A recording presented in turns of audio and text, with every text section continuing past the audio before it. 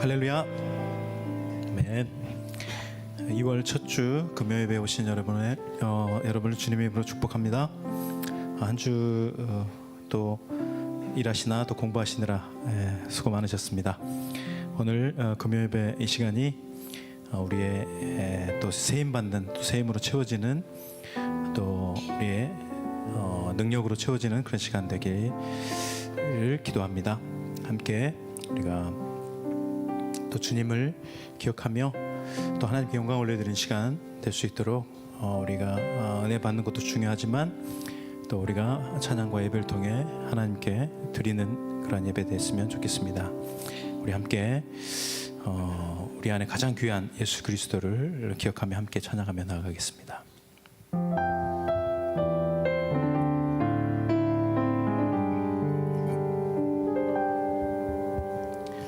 내 안에 가장 귀한 것 예수를 알미라.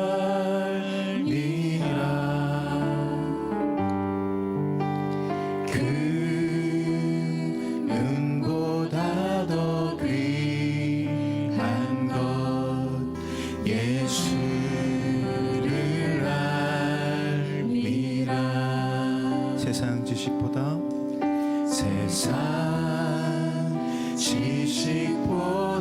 귀한 것 예수를 알미라.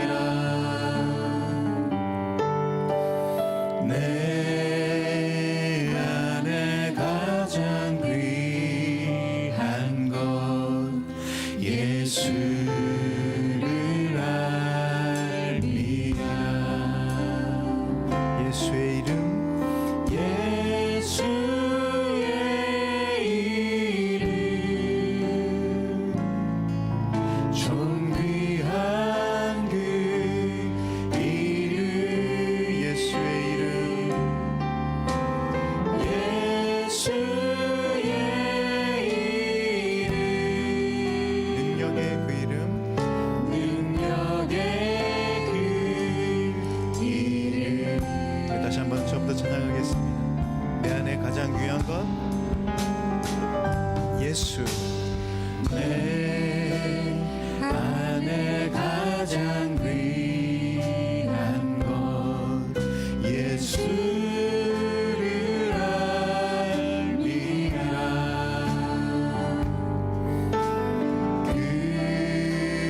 금은보다 더 귀한 것 예수를 알미라. 세상 지식보다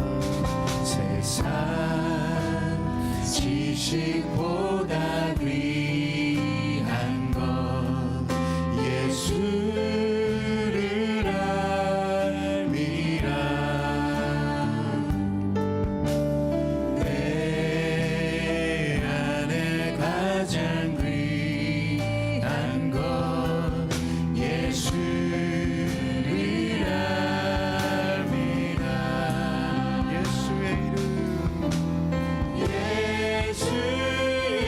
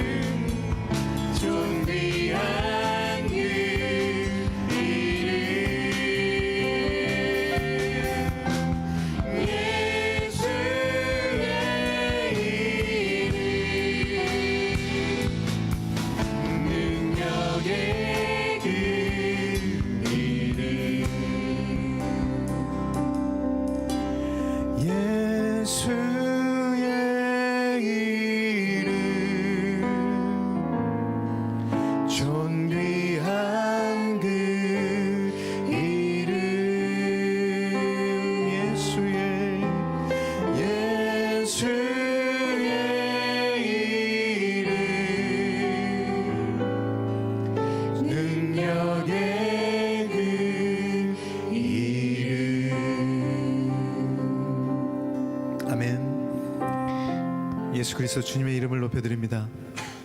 내 안에 가장 귀한 것 예수 그리스도를 알미라. 주님의 우리의 고백이 되게 하여 주시옵소서. 주님, 세상 것들을 쫓아가는 삶을 살고 있지만 주님, 주님께서는 가장 귀한 것이 나 자신 예수 그리스도라는 것을 주님 우리에게 알려주시고, 또 우리의 진리와 우리의 또 빛이 되시는 예수 그리스도 그 이름을 주님 알기로 원하시는 주님, 그 가치를 우리가 깨닫기 원하시는 그 주님의 마음을 주님 오늘 우리가 받기로 원합니다. 주님, 예수의 이름, 존귀한 이름, 우리가 힘들 때나 우리가 기쁠 때나 우리가 의지할 수 있는 이름, 또 우리가 부를 수 있는 이름, 그 이름을 주님 우리에게 주셨사오니 주님 우리의 그 능력의 이름을 붙들고 우리 삶 가운데서 늘 승리하게 도와주시옵소서. 주님, 스스로 주님의 이름의 능력을 우리가 부르짖을 때에 주님 우리 마음 가운데 성령님께서 놀라운 능력으로 우리에게 힘주시고 또 우리에게 희망을 주님께서 주실 줄 믿습니다. 우리 마음 가운데 주님 또 평안이 없습니까? 주님 또 불안함이 있습니까? 주님 그럴 때마다 예수 부르짖는 그 이름, 예수 그 이름 하나만으로도 놀라운 능력의 이름임을 주님 우리가 믿습니다. 모든 어둠은 떠나가고 모든 눌림들은 풀리는 그 놀라운 그 신비로운 주님의 이름 예수 그리스도, 주님의 그 이름을 우리가 늘 삶 가운데 사용할 수 있게 도와주시고 그 말씀을, 그 이름을 우리가 의지할 수 있도록 주님 도와주시옵소서. 높으신 주님의 이름을 높여드립니다. 오늘 이 시간 우리가 찬양하고 나아가며 또 말씀을 들을 때에 주님 그 예수 그리스도의 그 임재가 우리 마음 가운데 풍성하게 하여 주시고 또 기쁨이 넘쳐나는 시간 되게 도와주옵소서. 예수님 이름으로 기도드립니다. 아멘. 할렐루야. 예수님께 주님 영광의 박수 올려드리겠습니다. 우리 괜찮으시면 자리에 일어나셔서 함께 박수치며 찬양하며 나아가면 좋겠습니다.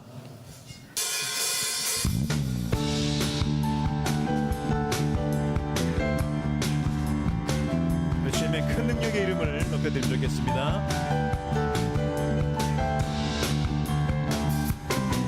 주 이름 그 능력이 있도다. 난 믿네 우리의 그 이름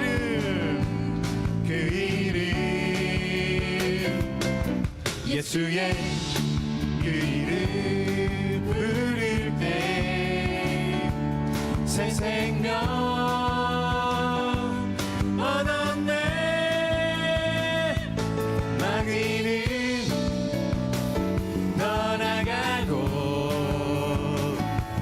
갇힌 자 자유케 해. 모든 이름보다도 높은 이름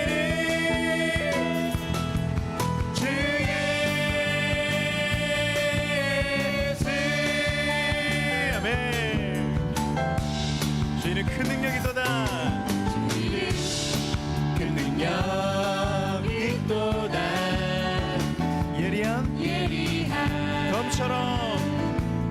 검처럼 예수의 그 이름 외치며 일어나 나가세. 원수는 주 발 앞에 무너져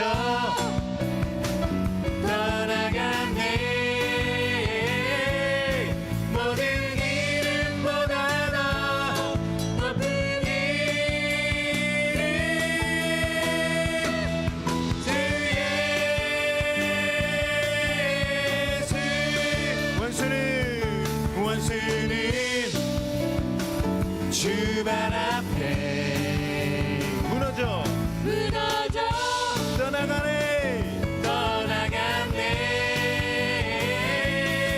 모든 이름보다도 높은 이름 주 예수. 모든 이름보다도 높은 이름 주 예수.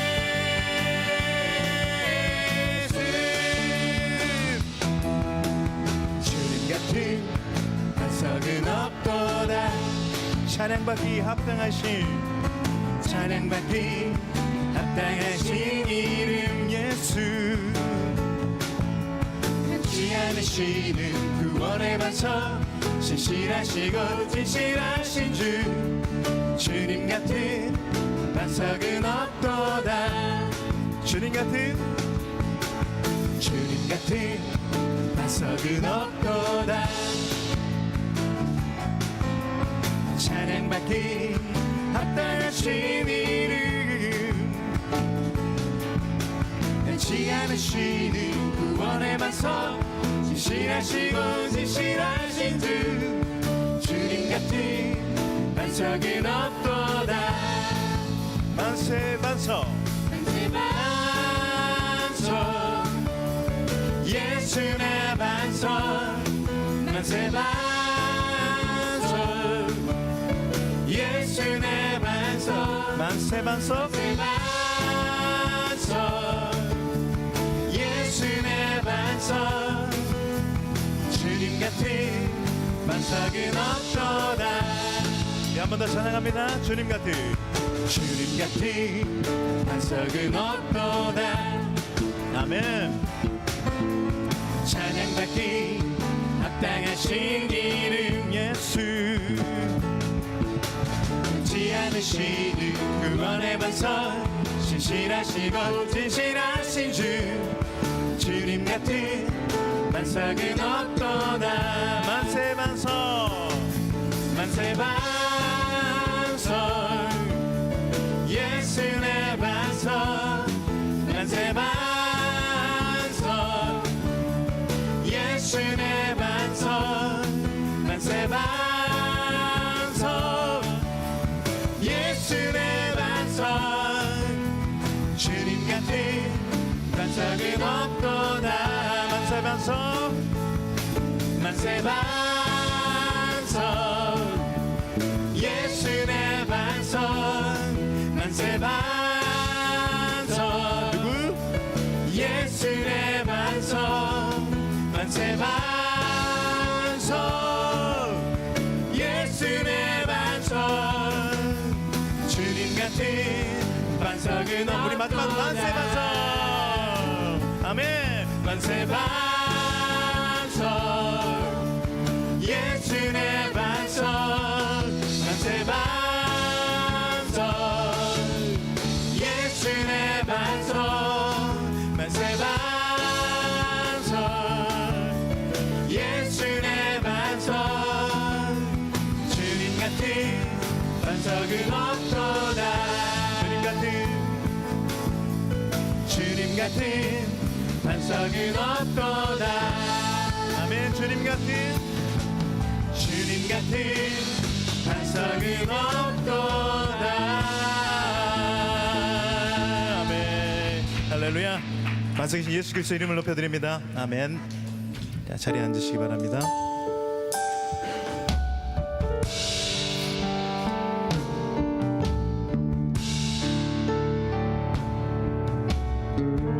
예수 하나님의 공의. 예수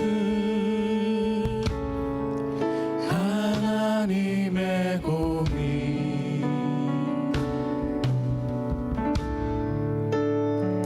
주 독생자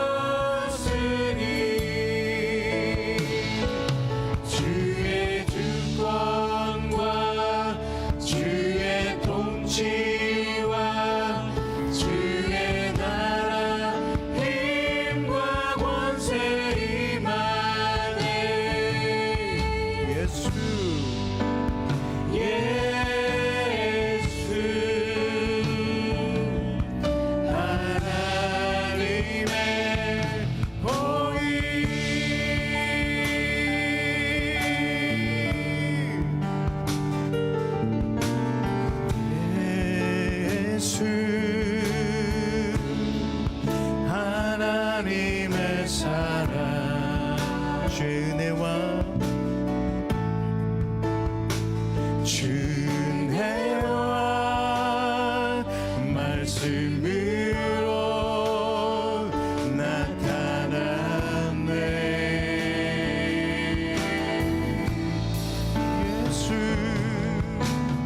예수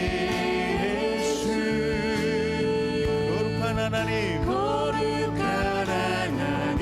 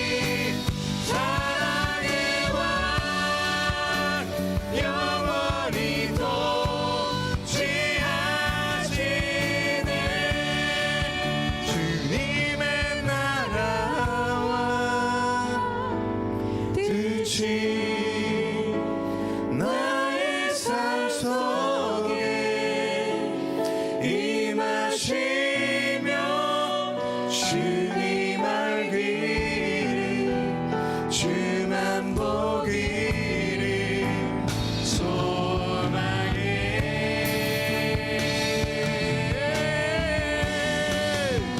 거룩히 살아갈 힘과 두려움 없는 믿음 주신 나의 하나님 완전한 사랑 찬양해. 거룩히 살아갈 힘과 거룩히 살아갈 힘과 두려움 없는 믿음 주신 나의 하나님 완전한 사랑 찬양해. 아멘. 우리 시간 함께 기도하며 나아가겠습니다.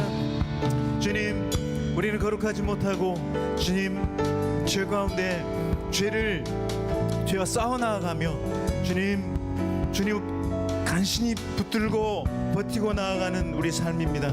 주님, 이제는 우리가 거룩히 살아가야 할 힘, 두려움이 없는 믿음 주님께로부터 오심을 믿습니다.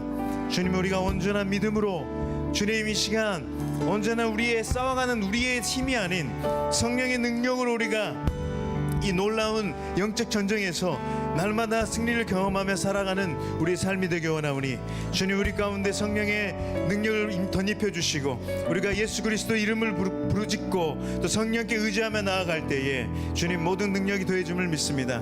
주님, 우리를 강경케 하여 주시옵소서. 주님의 주님의 나라가 속히 여길 원하는 마음으로 우리가 날마다 아버지 주님의 이름을 붙들고 아버지여 주님, 우리 믿지 아니한 영혼들을 위해서 우리가 기도하며 나아갈 수 있는 아버지 그러한 마음의 영적인 풍성함이 있기로 나오니 주님, 우리 마음을 충만케 주님의 영으로 채워주시옵소서. 우리 한번 주여 한번 외치고 기도합니다. 주여,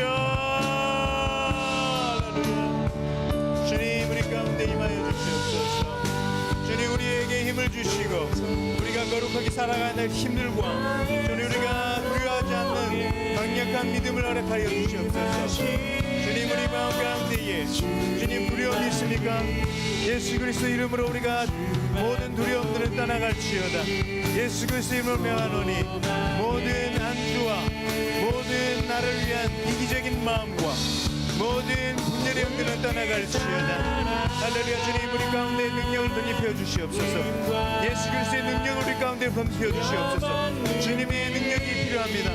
주님의 도우심이 필요합니다. 성령님, 우리의 마음 가운데 좌정하여 주시고 우리의 머리부터 발끝까지 모든 세포가 주님의 인재 가운데 충만히 채워지기 원하오니 주님, 우리의 마음을 채워주시고 우리의 능력을 주님의 능력을 우리 마음 가운데 덧입혀 주옵소서. 할렐루야. 주님, 승리하게 주옵소서. 날마다 승리의 삶을 우리가 경험하게 하여 주시고 하나님의 인도하심을 경험하며 하나님의 터치하심을 감며 나아가는 우리 삶이 되기 원합니다.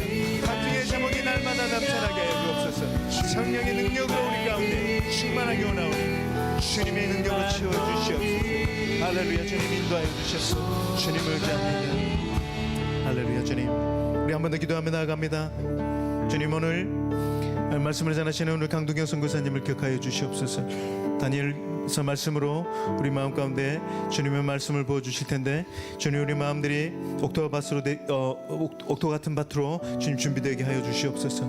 아버지, 주님의 말씀이 우리의 눈과 귀를 통해서 우리의 영적 아버지 우리의 마음 가운데 새겨지게 하여 주시옵소서. 주님, 우리의 마음을 영적 눈과 영적 귀를 열어주시고 오늘도 아버지 우리의 마음을 또 우리의 양심을 또 주님 흔드는 그 주님의 놀라운 그 말씀을 아버지 우리가 받고 또 우리의 모든 잘못된 가치관과 생각들이 오늘 새롭게 변화되는 그런 시간 되기 원하오니 주님께 또 결단하며 나아가는 그런 시간 되기 원하오니 주님 우리 세우신 강동겸 선교사님을 주님께 붙들어 주시고 주님 놀라우신 능력의 힘으로 또 말씀의 능력으로 주님께서 권세로 주님께서 덧입혀 주시사 오늘 아버지 담대하게 주님의 말씀을 선포하는 시간 되게 도와주시고 우리 마음 가운데는 아버지 그 말씀을 주님의 말씀으로 아버지 아멘으로 화답하는 우리의 그런 시간 될 수 있도록 주님 오늘 이 시간을 예배를 통해서 주님의 영광의 말씀 이름만이 아버지 높여지는 시간 되게 도와주시옵소서. 우리 한번 주여 한번 해주기도 합니다.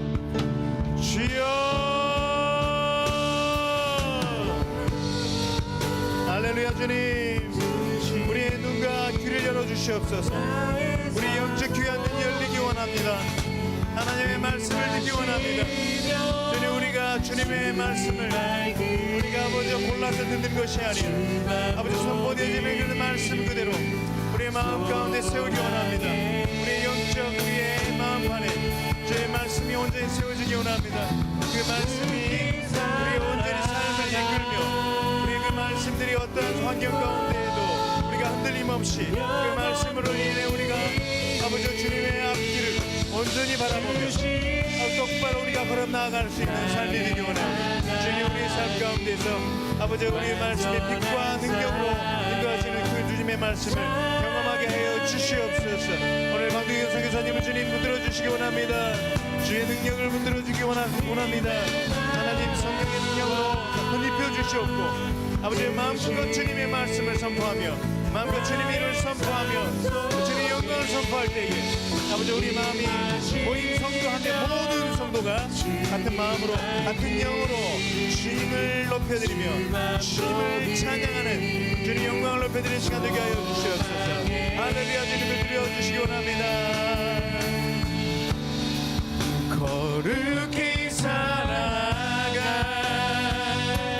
힘과 두려움 없는 믿음 주신 나의 하나님 완전한 사랑 찬양해.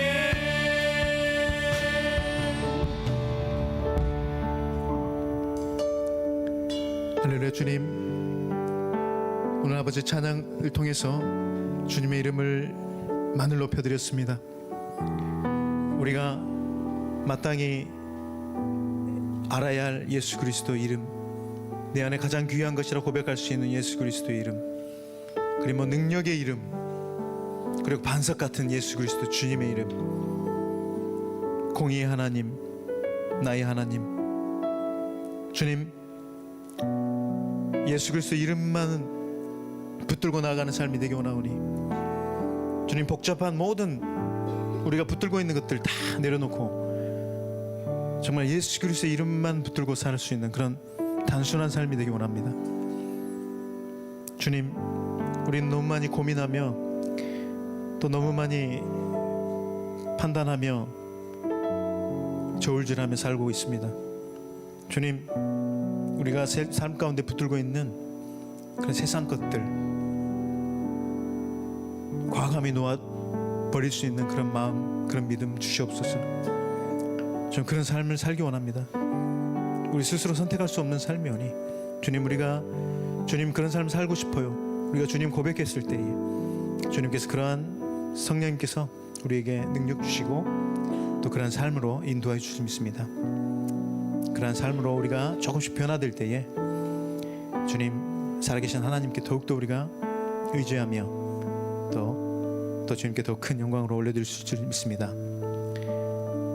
지금도 이 시간을 온 우주 만물을 창조하시고 통치하시는 그 주님의 이름이 만군의 세상 또 우주 만물에 또 선포되어지는 그러한 은혜가 좀 있기 원하며 그런 믿음으로 우리가 주님 앞에 오늘 또 찬양하며 또 말씀을 들으며 나아가오니 주님 붙들어 주시고 또 오늘 귀한 말씀 전해주시는 우리 강동겸 선교사님 주님 이 자리에 세우셨사오니 놀라운 능력으로 담대함으로 주님이 원하시는 것들만 선포하는 시간 될 수 있도록 주님 인도하여 주시옵소서. 모든 영광을 주께 올려드리며 살아계신 예수님을 기도드립니다. 아멘. 아멘.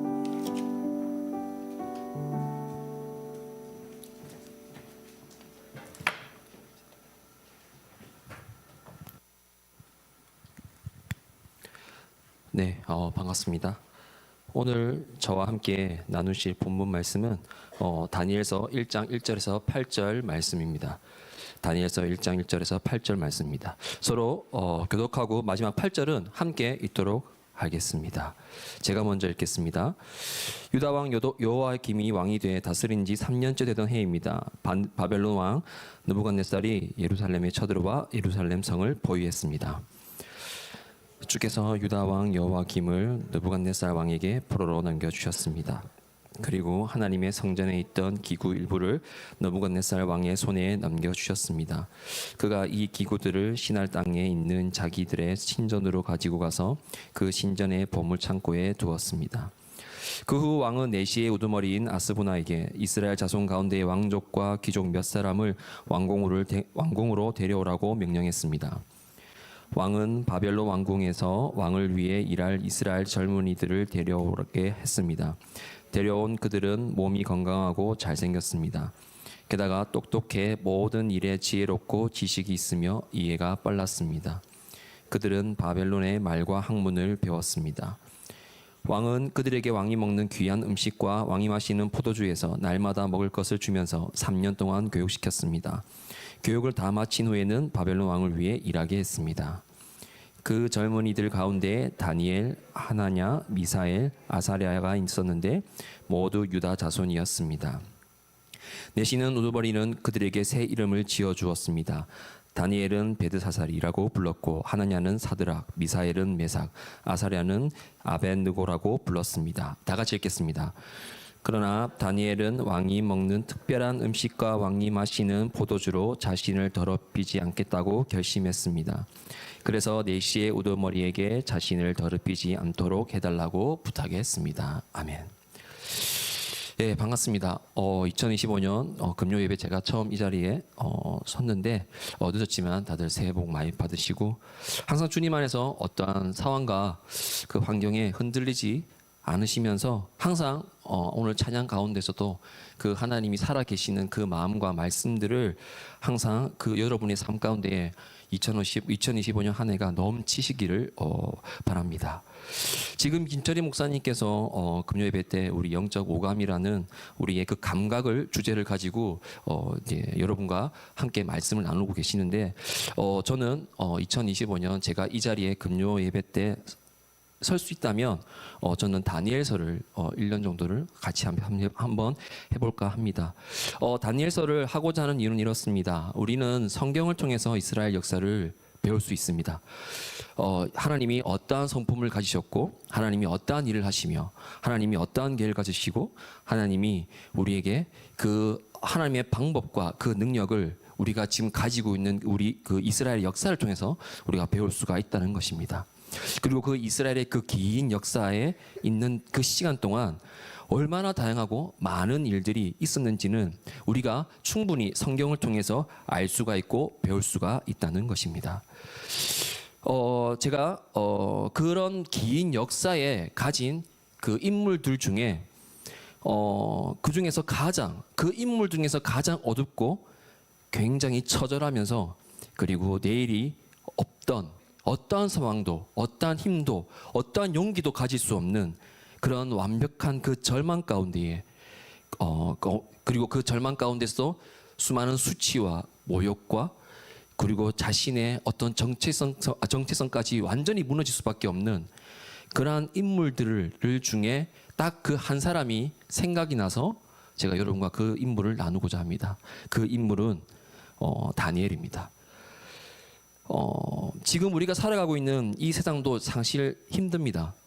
경기가 안 좋고 경제가 안 좋으며 지금 전 세계가 많이 어지럽고 많은 사람들이 죽어나가며 지금 자연재해와 전쟁과 기근과 그리고 서로 강대국들의 그 팽창한 그 국가들의 전쟁들 가운데서 우리가 한 나라의 국민으로서 시민으로서 살아가기가 너무 힘듭니다. 특히 우리 젊은 청년들, 우리가 또 바라보고 있는 다음 세대들은 앞으로 미래가 어떻게 될지 또 아무도 보장 못하는 그 사람 가운데에서 정말 우리도 어떻게 하면 정말 눈을 번쩍이고 정신 똑바로 살아갈 수 있을까?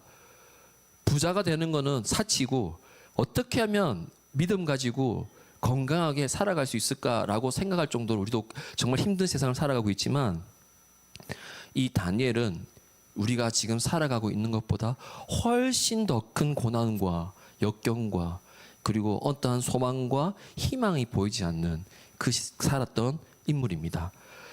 그래서 여러분과 함께 우리 다니엘서를 통해서 함께 나눠보고자 합니다.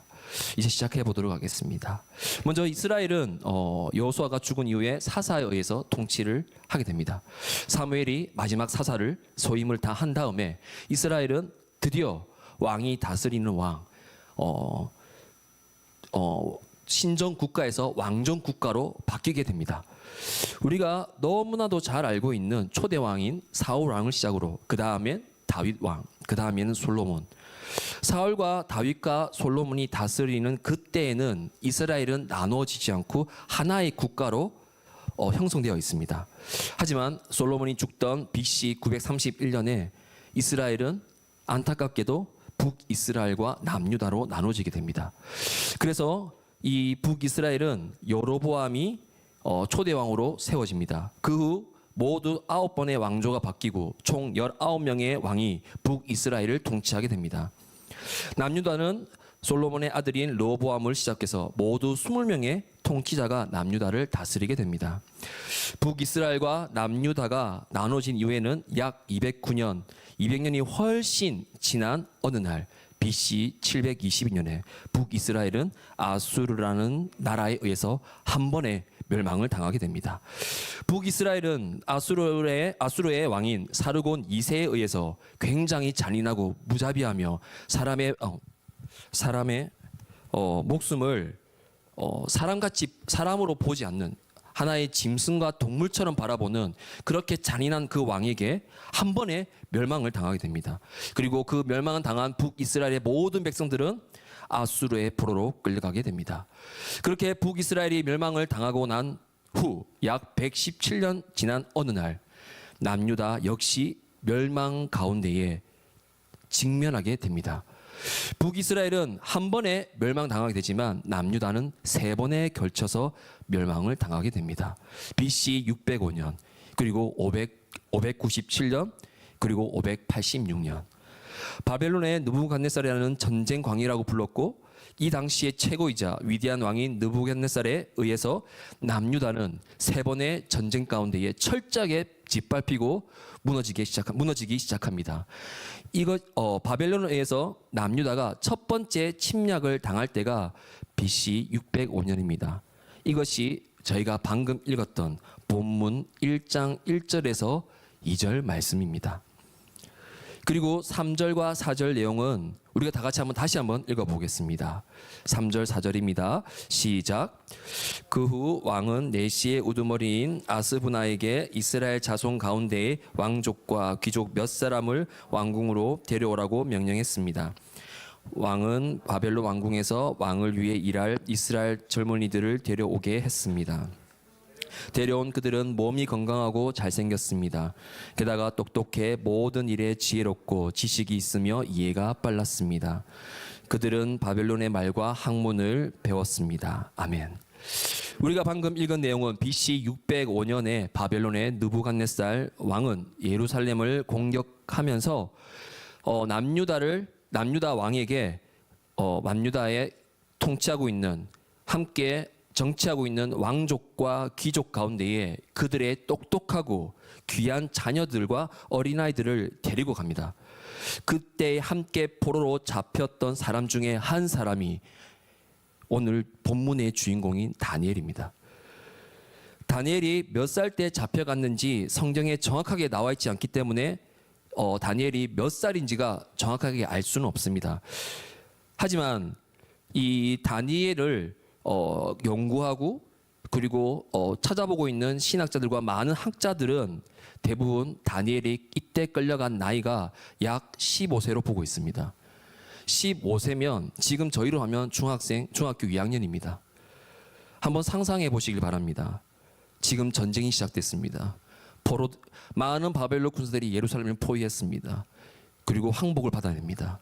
그리고 왕은 얘기합니다. 너희의 귀족과 너희의 가문에 있는 모든 어린아이와 똑똑한 자녀를 다 데리고 와라. 어떤 느낌이었을까요? 이 다니엘은 중학교 2학년이 종료되는 15세 나이에 직접 전쟁을 목격하고 느끼며 다른 나라를 통치하고 있는 그 무시무시한 왕, 그 왕이 자기 나라를 짓밟고 강제로 자기를 포함한 자기와 비슷한 또래들을 포로로 잡아 바벨론으로 강제로 끌려가는 것을 직접 느꼈습니다. 하지만 그 부모들은 끌려가지 않는 것으로 추정됩니다. 왜냐하면 구약 성경 당시에 그 당시의 문헌들을 보면 소년들만 데려갔다라는 기록들이 있기 때문에 정확히는 잘 모르겠지만 부모들은 끌려가지 않고 아이들만 끌려갔다라는 것을 우리가 추정할 수 있는 겁니다. 부모와 떨어지는 그 경험을 자신이 살아오면서 처음 겪어보는 것이기 때문에 얼마나 두렵고 떨리는 것이며 모든 것이 낯설기 시작할 겁니다. 다니엘과 그 외에 포로로 잡혀온 아이들은 드디어 바벨론에 도착했습니다. 기록에 의하면 대부분의 사람들이 바벨론으로 포로로 잡혀서 그곳으로 보면 모두 깜짝 놀랐다고 합니다. 왜냐하면 유대인들이 살아가면서 자신들이 보아왔던 것은 예루살렘 그 성이 전부였습니다. 그렇기 때문에 유대인들이 보았을 때에 예루살렘 성전이 굉장히 화려했고 세상에서 가장 크다고 생각했을 겁니다. 하지만 이들이 자신들이 끌려온 세계 최고의 대제국이자 최강국인 남유다와는 전혀 비교할 수 없는 영토를 가지고 있고 정말 화려하며 강력한 군대를 거느렸던 그 바벨론 궁에 딱 도착했을 때에 자신이 봐왔던 그 예루살렘 성전은 한없이 초라해 보였고 그리고 정말 작게 느껴졌을 것입니다. 지금도 그 바벨론 성의 그 자료와 그 실체가 어느 정도 남아 있습니다. 그 웅장함, 우리가 상상할 수 없을 정도의 굉장한 화려함, 이것을 어떻게 사람이 만들 수 있을까라고 생각이 들 정도로 그 바벨론 궁은 어마어마했던 겁니다. 어쩌면 이러한 상황 가운데에서 다니엘과 우리 새 친구와 그 어린 친구들은 정말 깜짝 놀랐을 겁니다. 그동안 자신들을 돌아보며 이게 무엇인지를 혼란 가운데 있었을 겁니다. 심지어 바벨론이 숭배하고 섬기고 있던 최고의 신인 마르둑이라는 그 신전은 예루살렘 성전의 거의 10배에 가까운 크기입니다. 그 긴장감, 그 무서움 속에 다니엘은 자신이 사용하는 언어가 아닌 완전히 처음 듣는 언어를 배워야 하고 이스라엘 문화를 이외에 접해보지 못한 다른 나라의 문화를 배워야 하는 것이 정말 낯설고 자기의 이 불안한 마음을 어디 한 군데에 마음을 둘 수 없는, 모두가 나를 떨게 만들고 두렵게 만드는 그런 상황 가운데 있었다는 것입니다. 만약에 성인인 저희들이 그렇게 되었다면 저희들도 사실 감당하지 못하고 그러한 기분과 마음들을 정말 주체를 못할 건데 무려 15살밖에 되지 않는 이 어린 다니엘은 더 그럴 것입니다. 그곳에 잡혀가서 먼저 그 나라에 쓰고 있는 언어를 먼저 배웁니다. 그리고 바벨론에 있는 수많은 학문들을 배우는데 그것은 그들의 문화, 그들의 법을 배워야 하는 것입니다. 자신이 원하지 않고 오직 강제적으로. 더 큰 문제는 그 나라의 종교를 배워야 한다는 것입니다. 그 당시에 막강하고 강한 힘을 가진 바벨론의 종교를 배워야 하는 것입니다. 그런데 그 종교라는 것은 바벨론에게는 종교겠지만 그들의 종교 안에는 과거에 만들어진 신화들, 우상들, 점성술, 그리고 점치는 법 등등, 유대인들에게는, 다니엘에게는 그 모든 것들이 100% 우상입니다. 우리가 알고 있습니다. 구약 모세오경에 레위기와 민수기와 신명기에 너희는 그 우상을 섬기지도 말고 만들지도 말라고 얘기합니다. 그런데 지금 다니엘은 그것을 섬길 수밖에 없는 직면 가운데 와 있는 겁니다. 반은 동물 모양으로, 반은 사람 모양으로. 성경에는 분명히 금해 있던 그 우상들을 그 어린아이들은 자기가 원하든 원치 않든 강제적으로 배워야 한다는 겁니다. 악한 영들, 굉장히 음란하고 거짓과 수술과 살인을 일삼는 그 바벨론 신화를 공부를 해야 한다는 겁니다. 더군다나 점승수는 무조건 배울 수밖에 없는 겁니다.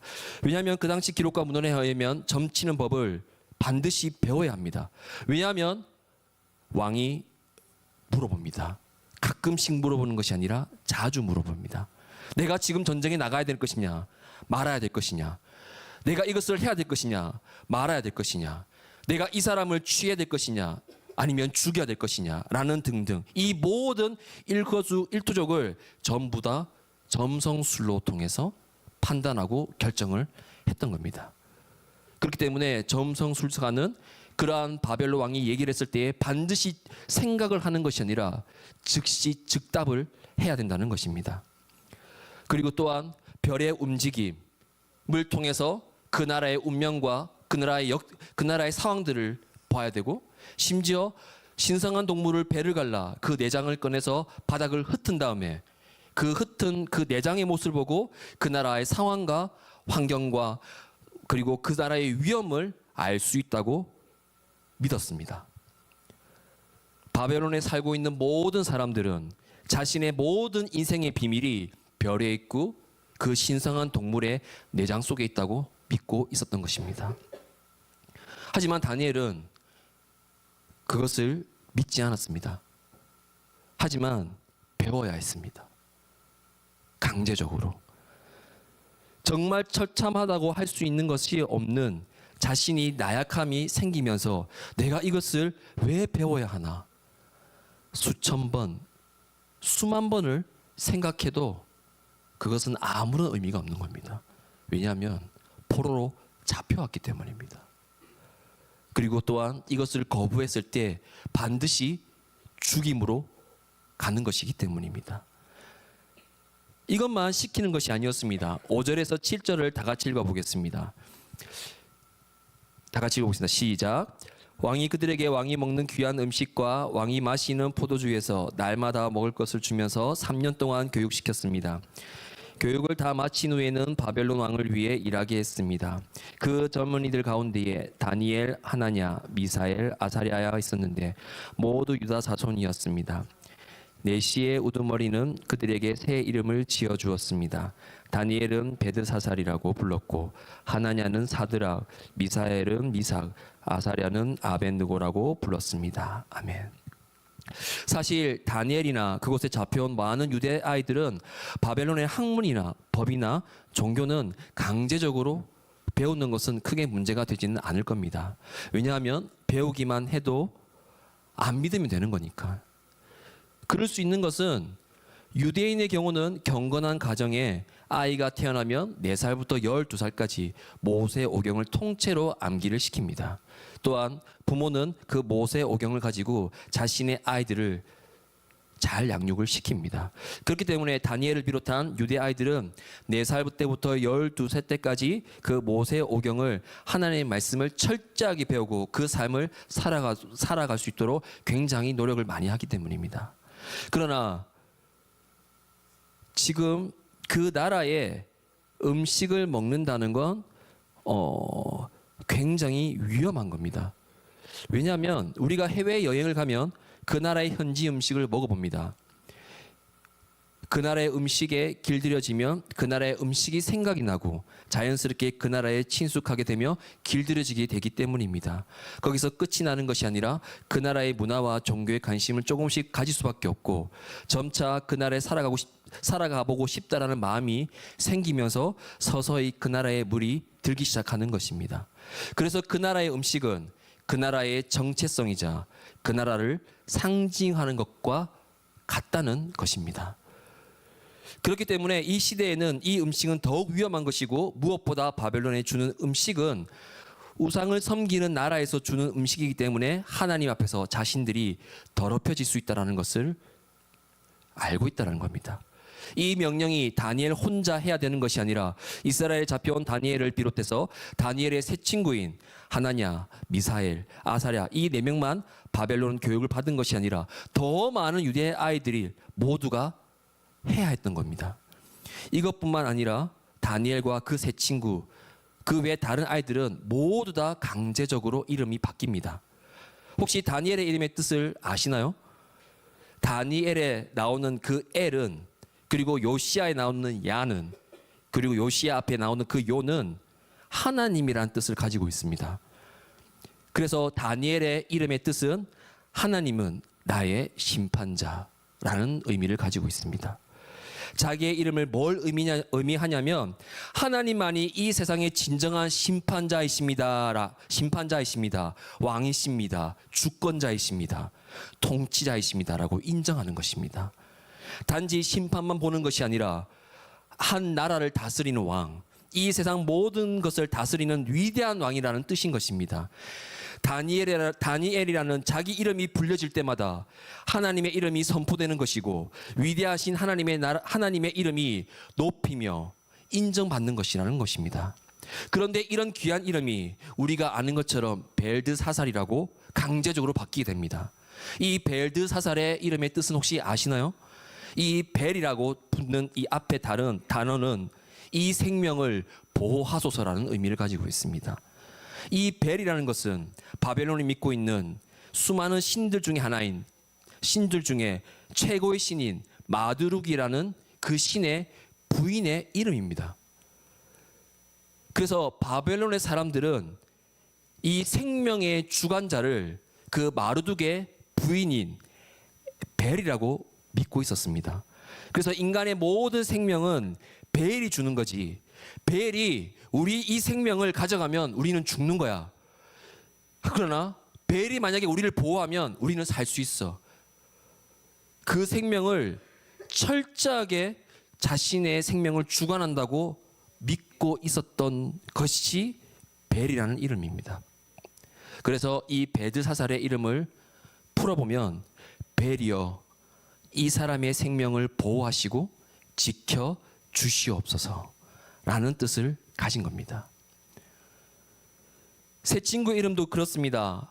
하나냐는 여호와께서 은혜로우시다라는 뜻을 가지고, 미사야는 누가 하나님과 같은가라는 뜻을 가지고 있으며, 아사랴는 여호와께서 너를 도우시는 분이다라는 이름에 가진 새 친구가 이들 또한 하나냐는 사드락으로, 미사엘은 메삭으로, 그리고 아사랴는 아벳느고로 바뀌게 됩니다.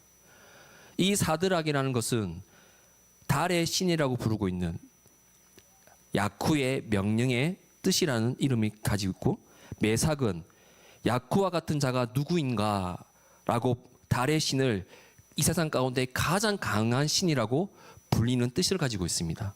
마지막 아벳느고는 바벨론 신 중에 느고의 신의 신하라는 의미를 가지고 있습니다.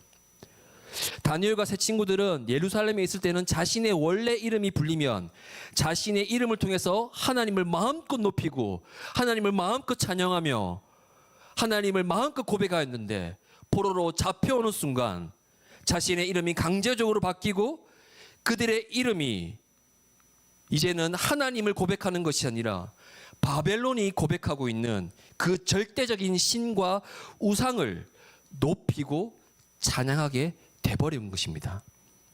자신은 전혀 원하지 않는, 오로지 강제적으로. 왜 이렇게 바벨론은 다니엘을 비롯한 새 친구들과 그 외의 유대 아이들에게 그 나라의 언어와 문화, 그리고 종교와 이름의 개종까지, 심지어 먹는 것까지 강제로 시켰을까요? 그것은 바로 원래 그들이 가지고 있던 유대인으로서의 정체성을 완전히 무너뜨리려고, 심지어 그 유대인의 정체성을 무너뜨리며 그 무너진 정체성 속에 바벨론의 정체성을 넣으려고 했던 것입니다. 여러분, 정체성을 바꾼다는 건 사상을 바꾸는 것입니다. 그 당시의 문헌의 기록을 보면 바벨론은 유대 민족과 유대 민족만 그렇게 한 것이 아니라 바벨론이 정복한 그 모든 나라의 왕족의 그 자녀들을 잡아서 2년에서 3년 동안 똑같이 교육을 시키고 그들의 정체성을 무너뜨리고 바벨론의 정체성을 심어 넣었던 것입니다. 그리고 그들이 그 정체성이 심어지면 다시 자기 나라로 돌려보냅니다. 왜 그럴까요?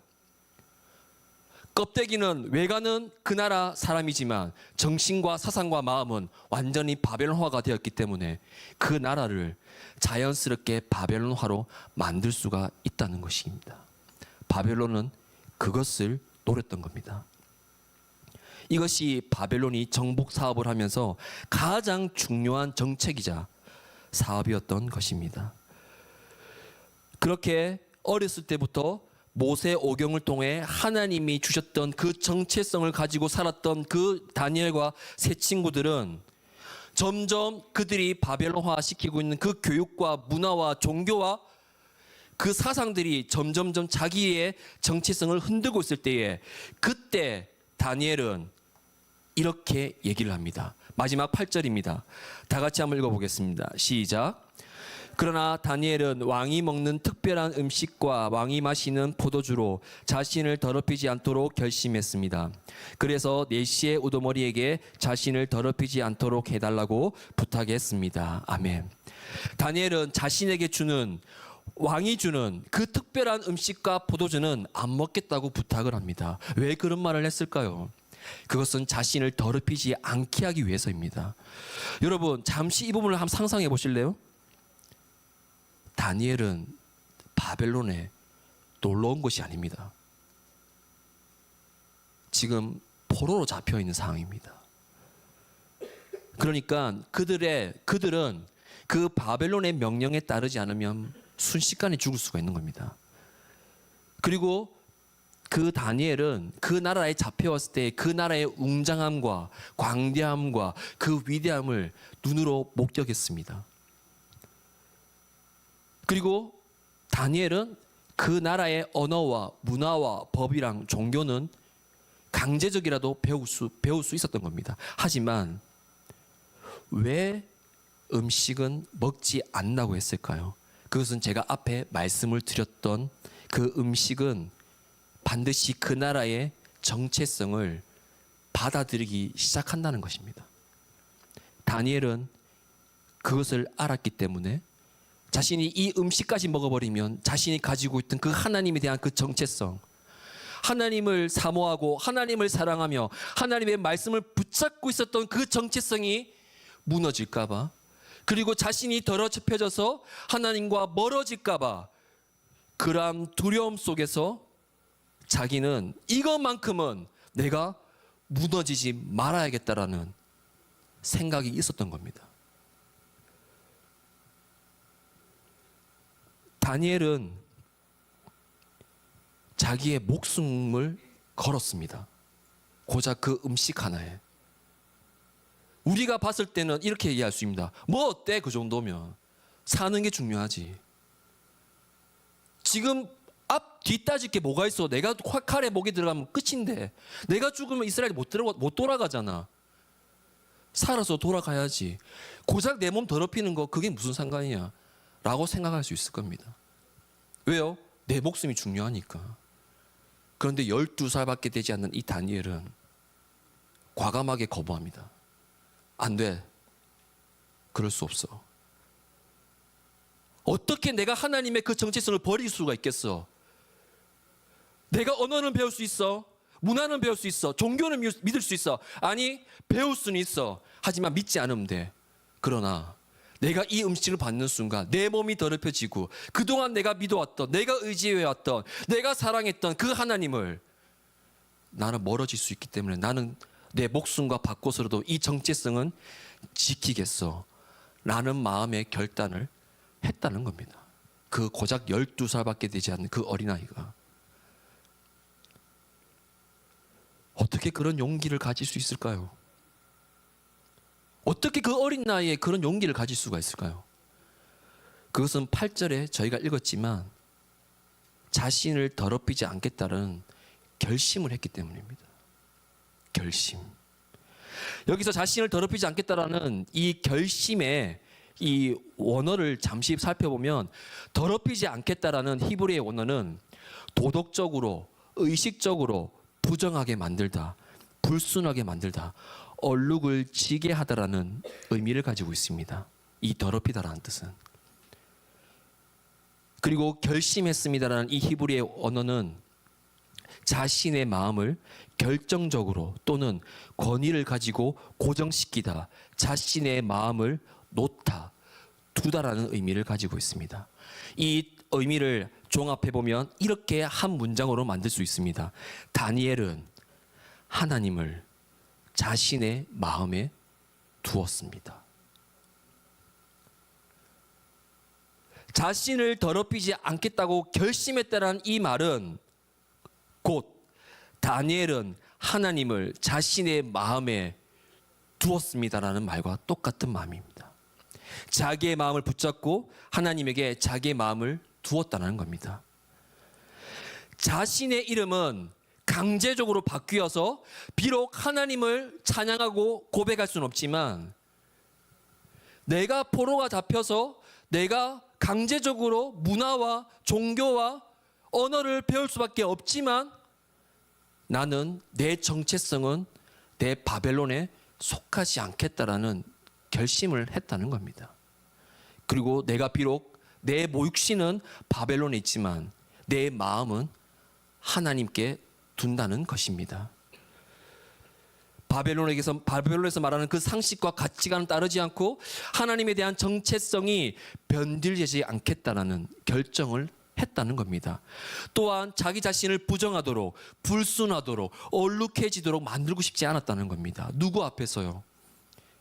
자신이 그토록 믿어왔던 그 하나님을, 그 거룩하시고 존귀하신 그 하나님 앞에 자신이 더럽혀지지 않겠다라고 고백하는 겁니다.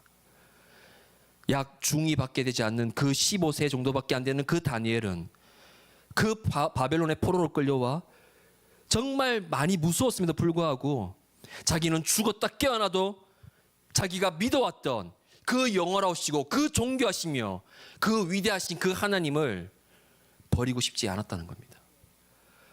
그래서 그 어린 나이에 불구하고 전혀 망설임 없이 고민도 하지 않고 자신은 결심한 겁니다. 즉 자신의 마음을 완전히 하나님께 단단히 고정시켰다는 겁니다. 오직 그 위대하신 그 하나님을 자신의 마음에 세웠다는 겁니다. 그렇기 때문에 포로의 신분인 다니엘은 자신의 목숨을 완전히 내놓으면서까지 자신을 교육시키는 내시에게 당당하게 자신은 이 음식을 먹지 않게 하여 주십시오 라고 말할 수 있는 겁니다. 제가 이 다니엘서를 읽고 묵상하며 천천히 보면서 느꼈던 것은 15세란 나이는 지금 여기 부모님들도 계실 겁니다. 한창 부모의 사랑을 받고 또래 친구들과 정말 신나게 놀면서 정말 하하호호 웃으며 부모님의 그 품 안에서 살아야 될 그 어린아이가 그 낯선 이방 왕 가운데 강제적으로 이별을 당하고 누구 하나 의지할 수 없는 그 낯선 이방 땅의 무서움 가운데 떨고 있는 그 다니엘이 어떻게 그런 용기를 가질 수 있을까? 어떻게 자기의 정체성을 놓지 않을 수 있을까? 진짜 제 자신을 다시 한번 돌아보는 시간이 되었던 것 같습니다. 그때에 이 묵상을 하며 하나님이 주셨던 마음은 이런 말씀이었습니다. 하나님을 의지하고 믿는 것은 나이와 성별과 관계없이 모두가 하나님께서 그러한 용기와 믿음과 마음을 주신다. 왜냐하면 하나님이 함께 하시기 때문입니다. 다니엘이 어렸을 때부터 하나님의 그 말씀, 모세오경을 통해 부모님의 영향을 통해 그렇게 살아왔던 다니엘은 몸과 마음, 뼛속 깊은 곳까지 하나님의 DNA가 들어와 있기 때문에 지금의 다니엘의 정체성이 만들어졌던 것이 아닐까라는 생각을 해봅니다. 여러분, 이러한 다니엘처럼 그러한 하나님의 정체성을 가지고 있는 사람들, 자기의 마음을 하나님께 단단히 고정시키고 자신의 마음을 세워놓은 사람들을 지금 우리가 살아가고 있는 이 시대에 뭐라고 불리냐면 그리스도인이라고 부릅니다. 즉 예수님을 그리스도라고 믿는 사람들을 부르는 명칭이 그리스도인이라고 말을 하는 겁니다. 하지만 여러분 기억하십시오. 그리스도인은 성경에 딱 3번밖에 나오지 않습니다. 사도행전 11장과 26장에서 각각의 한 번씩, 그리고 베드로전서 4장에 이렇게 딱 3번만 그리스도인이라고 표현하고 있습니다. 하지만 예수님을 그리스도로 믿는 사람들을 부르는 더 많은 명칭, 표현, 자주 쓰는 이 말이 그리스도인이 아니라 다른 단어입니다. 무엇이냐면 제자입니다. 제자가 누군지 아십니까? 제자는 학생이 아닙니다. 말장난이 아니라 한번 들어보시면 학생은 특정한 장소에서 특정한 시간에 모여 말과 글을 통해 선생님으로부터 가르침을 받는 사람들을 우리는 학생이라고 부릅니다. 그렇기 때문에 반드시 장소가 필요합니다. 그리고 특정한 시간이 필요합니다. 시작 시간과 마치는 시간. 하지만 제자는 아닙니다. 특정한 장소가 필요하지 않습니다. 우리가 있는 곳이 장소이자 그곳에서 배움을 받게 됩니다.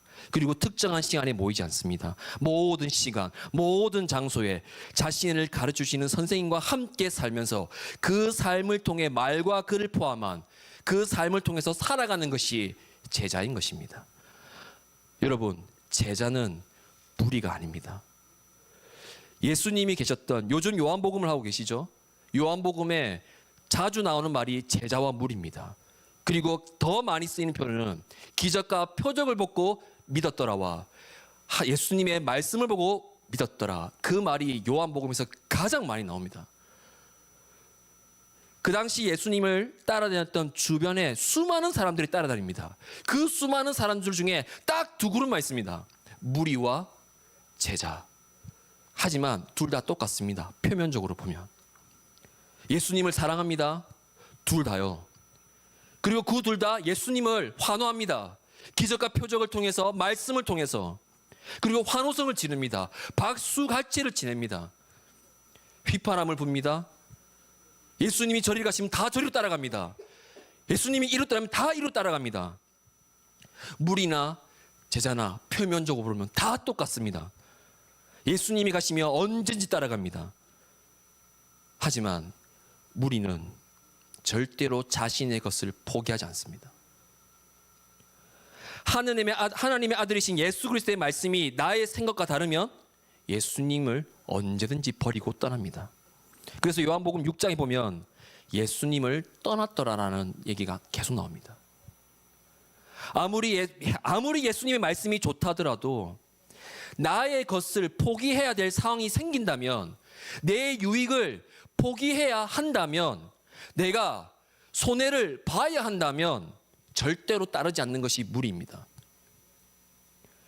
하지만 제자는요, 나의 상식과 나의 생각과 예수 그리스도의 말씀이 내 정체성이 다르다 할지라도 예수님의 말씀을 붙잡는 자들이 제자입니다. 그것이 예수님을 따른다는 의미입니다. 예수님을 따르는 것이 나에게 손해가 된다 할지라도, 여러 대가가 주어지지 않는다고 할지라도 예수님을 따르는 것이 제자입니다. 그리고 우리 무리와 제자들의 각각의 특징들이 있습니다. 무리들은 이 공간에, 우리가 이 교회라는 공간에 봉사를 합니다. 하지만 제자들은 섬김을 합니다. 여러분, 봉사와 섬김의 차이를 혹시 아시나요? 교회에서는 봉사라는 단어도 쓰고 섬김이라는 단어도 씁니다. 하지만 여기 다 세상에서 다 일을 하시고 학교를 다니시면서 다 경험을 해보셨을 겁니다. 세상에서는 섬김이라는 단어를 쓰지 않습니다. 봉사라는 단어만 씁니다. 왜 그럴까요? 왜 세상은 섬김이라는 단어를 쓰지 않을까요? 제가 간단하게 말씀드리면, 봉사는 내가 조금이라도 시간적 여유나 재정적 여유가 있으면 합니다. 그 말은 즉슨 수평 관계가 아니라 내가 해줄게. 내가 갑인 겁니다. 내가 능력이 있으니까 해줄게. 내가 돈 좀 있으니까 줄게. 도와줄게. 내가 시간이 있으니까 도와줄게. 이런 마인드를 가지고 있습니다. 그래서 말할 때마다 이런 말이 붙습니다. 내가 도와줄게. 봉사자들의 말하는 습관은 내가 도와줄게라는 말을 굉장히 많이 씁니다. 부부간에도 그렇죠. 아이들을 양육할 때 남편이 아내에게 내가 아이 하는 거 도와줄게. 아내들은 굉장히 열받아 합니다. 네가 뭔데 나를 도와줘? 이거 네 아이 아니야? 이런 말을 합니다. 이런 말 같지도 않는 말을, 이거 내 아이야? 네 아이는 아니야? 그것 때문에 싸움이 시작됩니다. 그 말은 무슨 말이겠습니까? 봉사라고 생각하는 겁니다. 내가 해줄게. 하지만 여러분, 섬김은요 다릅니다. 내가 시간적 여유가 없어도요, 내가 재정적 여유가 없어도요, 내가 아무리 힘들어도요 한다는 겁니다. 여기서 성경에서 섬김이라는 단어로 번역되어 있는 부분들이 굉장히 많습니다. 사실 여러 가지 의미를 가진 언어들을 그냥 하나의 번역으로 섬김이라는 단어로 썼는데 사실은 조금 아쉽다라는 생각은 제 개인적으로 들었습니다. 하지만 그래도 예수님이 말씀하시는 그 섬김의 그 원어가 조금 다릅니다. 뭐냐면 마태복음 20장 28절에 제가 한번 읽어보겠습니다. 인자 역시 섬김을 받으러 온 것이 아니라 섬기러 왔고 많은 사람을 위해서 자기 목숨을 대속물로 주려고 온 것이다. 아멘. 예수님이 직접 본인은 섬김을 받으러 오신 것이 아니라 섬김을 하러 왔다고 말씀하셨습니다. 이 예수님께서 직접 말씀하시는 이 섬김이라는 단어의 헬라어의 원어는 디아코네오라는 단어인데, 이 단어의 원래 의미는 이렇습니다. 시중 드는 사람. 시중 드는 사람. 다른 사람이 원하는 것들과 필요한 것에 주의를 살펴 집중해서 하다라는 뜻을 가지고 있습니다. 종처럼 시중을 드는 사람이 섬김이라는 의미를 가지고 있는 겁니다. 그것을 예수님이 직접 우리들에게 해주시러 오셨다라는 겁니다. 절대로 강제적이지 않습니다. 오직 마음은 자신 스스로 결정한 것입니다. 그렇기 때문에 내가 시간이 있어서 하는 것이, 내가 시간이 있어서 하고 없어서는 안 하고, 재정이 여유가 되어서 하고 재정적 여유가 없어서 안 하는 것이 아니라는 겁니다. 예수님께서 말씀하시는 그 섬김은 시간이 없어도 그 시간을 만들어서 하는 것이고, 재정적 여유가 없어도 그 재정을 쪼개어서 섬기는 것이 진짜 예수님 말씀하시는 섬김의 의미인 것입니다. 그렇기 때문에 섬김하는 사람에게는 절대로 불만과 불평이 없습니다. 하지만 봉사는 반드시 뒤에 불만과 불평이 있습니다. 왜 나만 하지? 왜 내만 돈을 내? 왜 내만 섬겨? 왜 내만 이 일해? 라고 불만, 불평과 원망과 미움을 가지게 됩니다. 하지만 섬김은 절대 그렇지 않습니다. 다른 사람을 보지 않습니다. 섬김은 오로지 하나님을 보는 겁니다. 내가 섬겨야지. 너 놀아. 내가 할게. 괜찮아. 좀 늦게 와도 괜찮아. 이것이 섬김입니다. 그리고 그 섬김 안에는 영원한 하나님 주시는 기쁨과 감사가 넘칩니다. 그건 확실합니다. 왜냐하면 제가 경험하고 있기 때문에. 믿으실지 모르겠지만 굉장히 저는 빡빡하게 살아가고 있습니다. 하루에 3-4시간 자면서 지금은 심지어 새벽 기도도 열심히 나오고 있습니다. 그리고 학원을 편도로 45분 동안 열심히 자전거로 내달립니다. 바람을 해치우면서 나이 어린 17세, 16세밖에 안 되는 그 아이들과 치열하게 공부하고 있습니다. 성적이 나올 때마다 저는 우울합니다. 내가 이 정도밖에 안 되는가?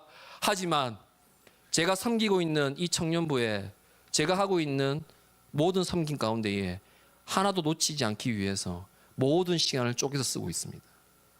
1대1, 토요일 양육, 1시에는 일본어 순회에 있는 우리 일본인 친구들 성경 공부, 주일에는 리더 모임, 토요일 날 리더 모임, 공휴일에는 성경으로 같이 배우고. 저는 여기 와서 나가오리바시와 신사이바시와 기타마를 떠나본 적이 없습니다. 저 우메다도 못 가봤습니다. 저의 반경입니다. 근데 하나도 힘들지 않습니다. 저 자비랑으로 왔습니다.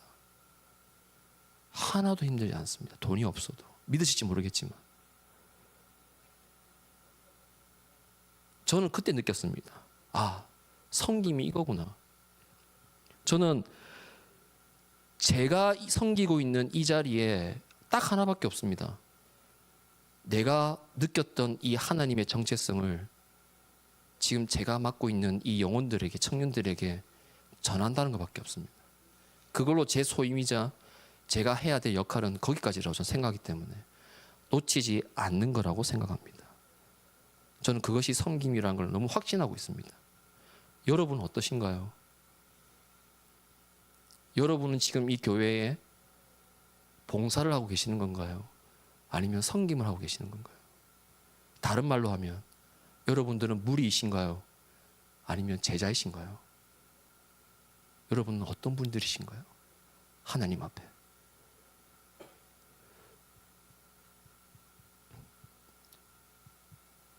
우리는 절대로 속일 수 없습니다. 사람은 사람을 속일 수 있지만 하나님은 다 알고 계실 겁니다. 우리가 무리인지 제자인지.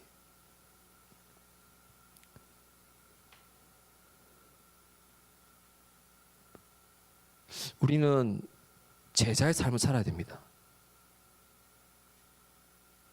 지금 오사카 온누리 교회에서 한창 지금 많이 하고 있는 훈련과 표어가 제자의 삶입니다. 그래서 1대1을 강력하게 얘기를 하고 있고 1대1 동반자가 끝나면 양육자로 올라가며 많은 양육자들이 또 다른 동반자를 받아서 열심히 제자화를 시켜야 됩니다. 그런데 너무 안타깝게도 없습니다. 점점 제자화가 사라지고 있습니다. 점점 제자화가 아니라 어느 순간 무리화가 되고 있는 것 같은 느낌이 들어가고 있습니다. 이 교회에 섬기는 사람이 너무 없습니다. 저는 사실 깜짝 놀랐습니다. 같은 분이 3-4개를 하고 계십니다. 다들 아이가 있으실 거고 다들 직장이 있으실 거고 다들 다 개인적으로 바쁘실 건데 그럼에도 불구하고 섬기시는 분은 너무 작습니다. 내 아이, 내 가족 이것만 초점에 맞추고 보고 계십니다. 알고 있습니다. 내 가족은 너무 소중하고 내 가족은 너무 지켜야 됩니다. 그런데 여러분 혹시 이런 생각을 해보셨습니까? 여러분의 자녀가 진짜 예수님을 만날 수 있을지. 다니엘처럼 세상 가운데 던져졌을 때에 내 아이가 하나님을, 예수님을 찾고 예수님을 의지하며 예수님을 살아갈 수 있을지 확신하십니까? 그렇게 하실 수 있는 확신이 있으신가요? 여러분 집에서는 불가능합니다. 교회에서 훈련을 받고 제자화가 되며 그 섬김을 통해 그 아이들에게 그 정체성이 흘러가야 됩니다. 바쁘다는 이유로, 힘들다는 이유로, 피곤하다는 이유로 그렇게 하는 것은 그 아이들을 죽어가게 만드는 겁니다. 자꾸 우리는 다음 세대라고 얘기를 합니다. 진짜 다음 세대를 생각하신다면 지금 우리 어른들이 제자화가 되셔야 됩니다. 섬기셔야 되고요. 1대1을 하셔야 되며 큐티를 하셔야 되고 같이 기도를 해야 됩니다. 지금 추풍낙엽으로 다음 세대들이 죽어나가고 있습니다. 교사가 없어서 아이들은 방황하고 있습니다. 청년들은요 아무것도 모릅니다. 20살 돼서 모태신앙이고 심지어 사역자 아들인데도 불구하고 모릅니다. 왜 그럴까요? 심지어 유명한 목사님의 자녀는 하나님을 버렸습니다. 우리가 알만한 그 목사님의 아들. 어떻게 그럴 수가 있을까요? 그렇게 제자를, 예수 그리스도를 버리는 게 쉬운 건가요? 그거는 모르기 때문입니다. 부모님들부터 진짜 이 교회에 나와 정말 아이들을 위해 먼저 제자화가 되십시오. 그래야 다니엘과 같이 이 세상 가운데 던져졌을 때 내 아이만큼은 나 홀로가 아니라 너 앞에, 너 뒤에, 너 옆에, 너 주위에 삼위일체 그 하나님이 너를 지키고 계신다. 언제까지 자녀를 품을 수 있을 것 같으십니까? 저는 제일 많이 듣는 소리가 이겁니다. 부모님들한테 저한테 오셔가지고 우리 딸이, 우리 아들이 지금 교회를 안 나오는데 어떻게 하면 될까요? 교회를 가라고 하는데 바쁘다고 안 나오고 있는데 어떻게 하면 될까요? 이런 얘기를 저 예배 때 올 때마다 듣습니다. 제가 부족해서 그렇습니다. 저는 사실 얼굴 본 적도 없는데 그런데 제가 부족합니다. 아직 청년부 분위기가 좀 그런가 봅니다. 제가 기도하겠습니다. 한 번만 데리고 와 주십시오. 그럼 저희가 어떻게든 이 친구를 다리 몽둥이를 부숴서라도 제가 있게끔 만들겠습니다. 막 그렇게 얘기를 합니다. 여러분, 20살짜리 정체성을 바꾸는 건 어렵습니다. 이 어린 나이에 우리 어른들이 그 아이들을 가르쳐야 됩니다. 하나님을요. 저는 그러한 것을 통해서 그 위대하시고 광활하시며 그 크신 하나님을 찬양하는 날이 속히 왔으면 좋겠습니다. 불의가 아니라 제자로서. 그래서 우리가 그 마음 가운데에 정말 하나님이 우리의 예배를 받으신다라는 것을 여러분 스스로가 느끼셨으면 좋겠습니다. 그리고 그 마음이 여러분의 자녀들에게 고스란히 흘러가기를 바랍니다. 진정한 제자, 진정한 그리스도. 여러분 꼭 한번 생각해 보시길 바랍니다. 절대로 봉사자가 되지 마십시오. 저는 우리 리더들에게 딱 한마디 합니다. 했었습니다. 봉사라는 단어는 쓰지 마라. 오로지 섬깁니다. 그래서 우리 리더들은 봉사라는 단어를 쓰지 않습니다. 오로지 섬김이라는 단어만 씁니다. 그리고 그 섬김이라는 단어에 걸맞게 부끄럽지 않게 마음을 다하고 뜻을 다하여 목숨을 다하여 말씀을 배우고 이 교회 가운데 와서 죽을 만큼 섬기고 있는 친구들이 우리 청년부 리더들입니다. 저는 제가 자신할 수 있습니다. 우리 리더들은 누구보다 섬김의 자리로 나아가려고 노력하는 친구들인 겁니다. 근데 우리 어른들도 그렇게 할 수 있다는 겁니다. 그렇게 하셔야 됩니다. 다음 세대를 위해서. 죽어가는 다음 세대를 위해서. 그래야지만 우리가 그 광활하시고 위대하신 그 하나님을 진심으로 이 예배 가운데에 고백하고 찬양할 수가 있다고 생각이 듭니다. 여러분들이 오늘 이 땅 가운데에 반드시 그 다니엘이 가졌던 그 정체성을 가지고 정말 이 땅 가운데에 세상에 아무리 많은 진리와 많은 사상들이 난무하지만 그럼에도 불구하고 하나님이 주신 이 말씀을 통한 이 진리를 통해 그 참되신 하나님을 우리가 고백하고 찬양하며 그 하나님 보좌 앞에 나아가는 우리 오사카 온누리교회 성도분들이 되시기를 기도합니다.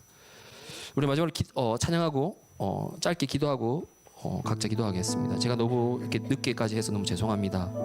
조금 이 다니엘 첫 번째가 저는 조금 많이 중요하다고 생각했습니다. 왜냐하면 다니엘의 이 정체성은 결국 다니엘의 끝까지의 이 삶 가운데에서 끝까지 가져갔기 때문입니다.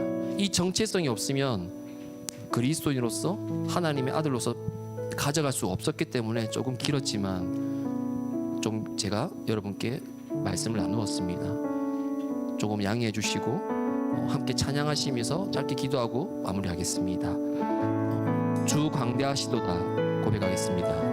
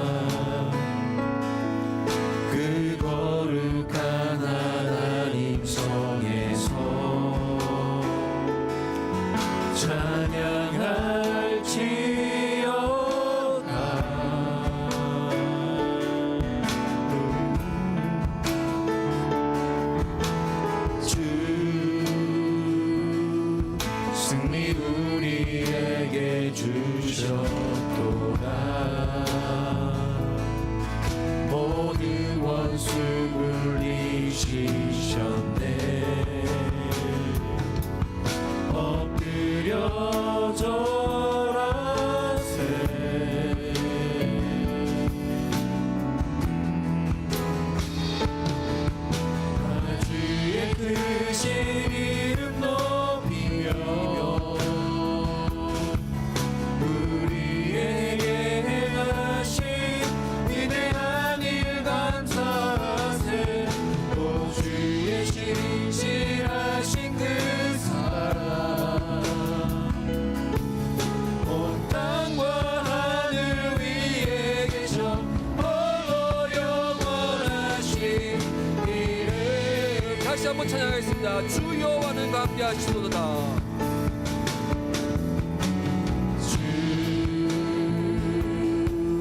여호와는 광대하시도다.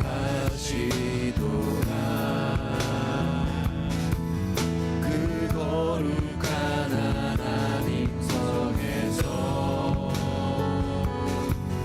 찬양할지어다.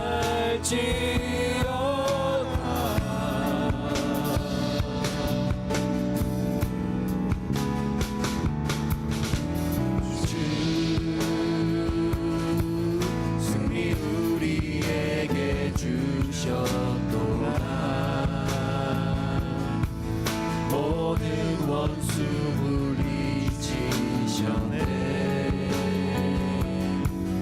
엎드려 절하세.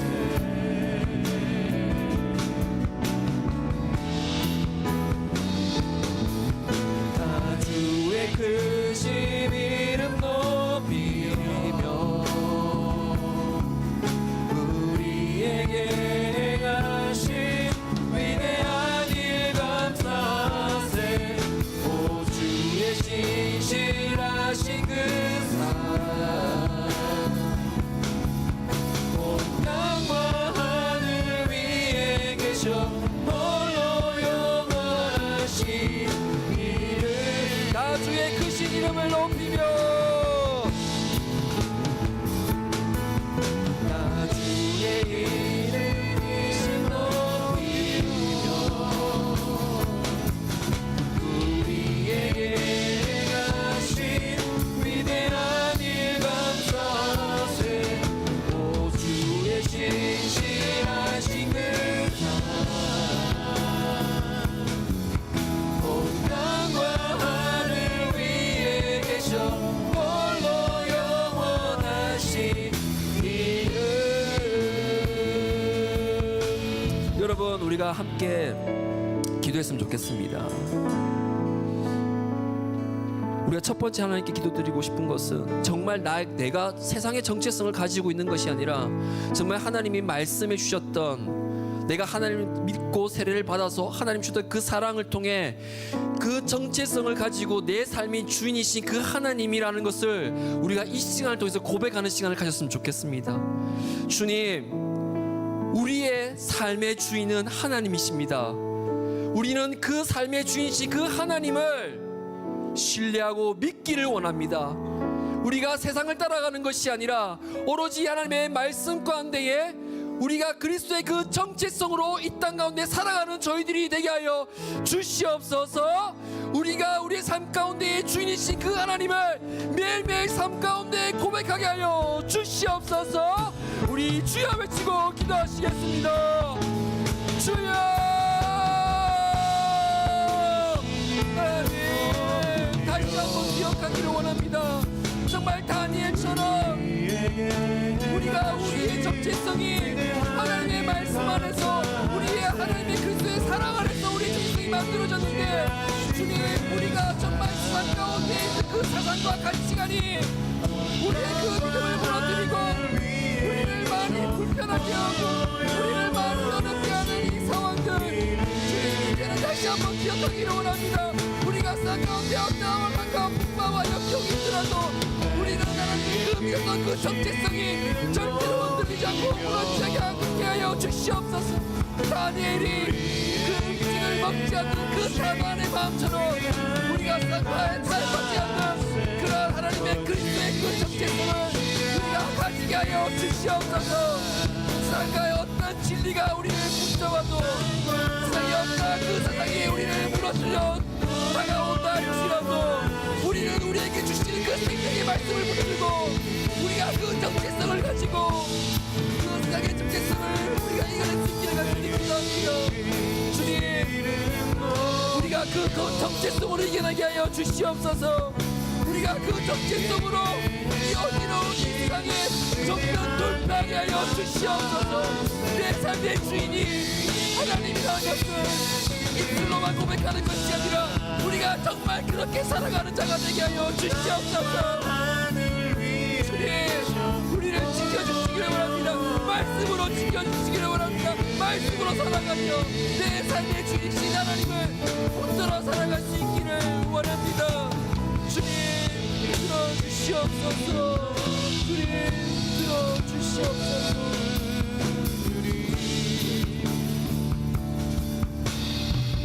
우리가 두 번째 기도는 아까 제가 말씀드렸던 것처럼 정말 무리로 살아가는 것이 아니라 제자로 살아가게 달라고 우리가 기도합시다.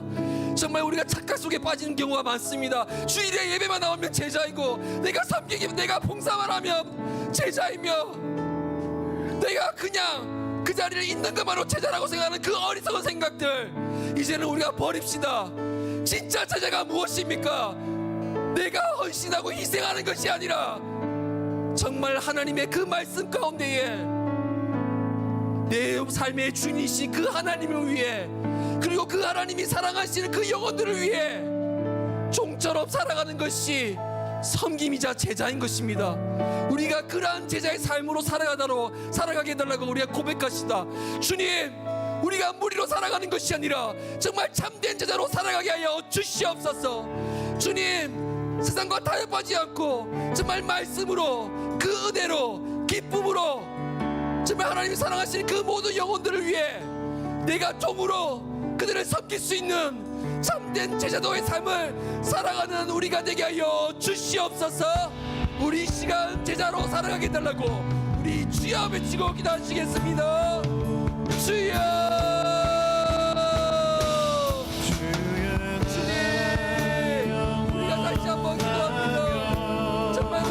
땅 가운데 살아가면서 우리가 너무 많은 착각 속에 살아가고 있는 것 같습니다.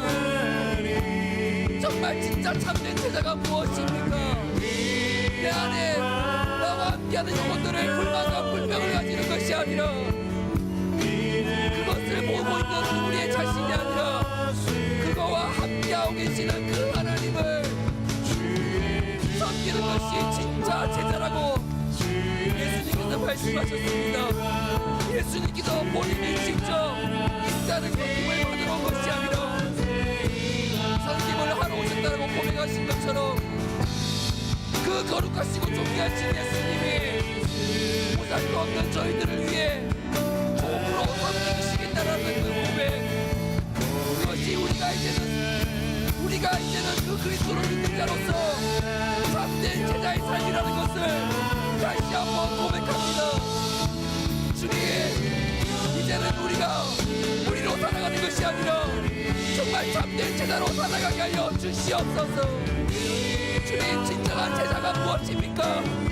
내 안에 불만과 불평이 아니라 내가 가지고 있는 그 어떤 무언가를 쥐고 있는 것이 아니라 그 모든 것을 놓아버리고 나의 그 모든 인생과 시간과 재정과 그 모든 것들을 다 하나님께 내어드리는 것이 참된 제자라고 고백합니다.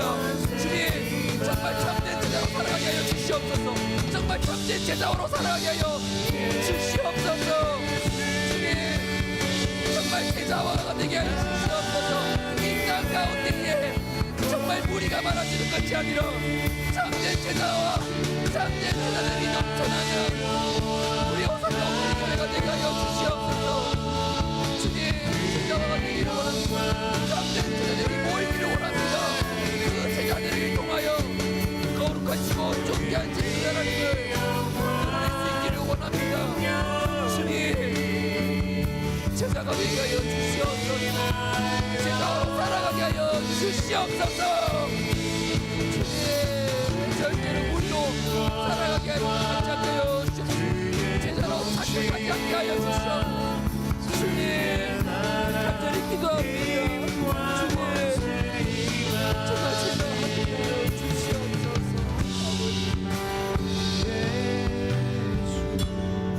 우리가 마지막으로 함께 기도드리고 싶은 것은 우리 다음 세대를 위해서 기도하는 게 아니라 이제는 다음 세대를 양육하시고 그들을 돌보고 계시는, 그리고 교육하고 계시는 우리 집사님들, 우리 선생님들, 우리 교사들, 우리 믿음의 선배들 놓고 우리가 기도했으면 좋겠습니다. 다니엘이 그렇게 결단할 수 있는 이유가 무엇입니까?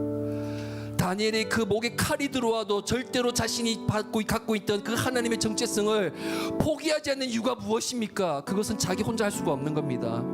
그거는 철저하게 어머니와 아버지의 그 양육과 훈련을 통해서 그 어린 다니엘이 그 무섭고 떨리는 그 상황 가운데서도 하나님이 주셨던 그 은혜와 그 말씀을 놓지 않았던 겁니다. 우리는 다음 세대가 중요한 것이 아니라 그 다음 세대를 지킬 수 있는, 훈련시킬 수 있는, 양육시킬 수 있는 그 믿음의 선배들, 우리 집사님들, 우리 권사님들, 우리 교사들, 우리가 위해서 기도해야 됩니다. 주님, 우리 오사카 온누리교회에 정말 많은 하나님의 믿음의 교사와 그 다음 세대를 지킬 수 있는, 양육할 수 있는 우리 집사님, 권사님 되게 하여 주시옵소서. 주님, 다음 세대보다 더 급한 것은 우리의 믿음의 선배들입니다. 주님, 우리 믿음의 선배님들이 누구보다 앞장서서 하나님의 말씀을 붙들고 정말 이 교회의 봉사가 아니라 섬김을 통하여 다음 세대들에게 사랑과 은혜와 말씀과 긍휼을 흘러보낼 수 있는 축복의 통로로 사용되게 하여 주시옵소서. 우리 시간, 우리 다음 세대를 양육하시는 교사님들과 집사님들과 권사님들과 수많은 믿음의 선배들 놓고 우리 주여 외치고 기도하시겠습니다. 주여, 주님, 정말 우리가 다음 세대를 놓고 기도하기 전에 정말 이 다음 세대를 양육할 수 있는, 이 다음 세대를 올려주실 수 있는, 이 다음 세대와 함께할 수 있는 주님, 그러한 교사분들과 우리 집사님들과 우리 권사님들과 그리고 우리 믿음의 선배들이 되게 하여 주시옵소서. 주님, 지금은 점점 산 가운데에 다음 세대가 사라지고 있습니다. 그것은 그 다음 세대의 그 신앙의 뿌리가 약하기 때문입니다. 주님, 정말 우리가 다음 세대를 지키고자 한다면 무엇보다 우리의 믿음의 선배들이, 우리가 이 곳에 계시는 교사분들이, 집사님들이, 권사님들이 반드시 지켜주셔야 한다는 것입니다. 주님, 정말 이 오사카 온누리교회에 계시는 모든 집사님들과 우리 권사님들과 우리 교사님들과 그리고 믿음의 선배들이 정말 하나님의 말씀 가운데에 반드시 다음 세대를 위해서 훈련받으시고 섬기시고 그리고 말씀을 통하여 그리스도의 사랑을 느끼기를 간절히 기도합니다.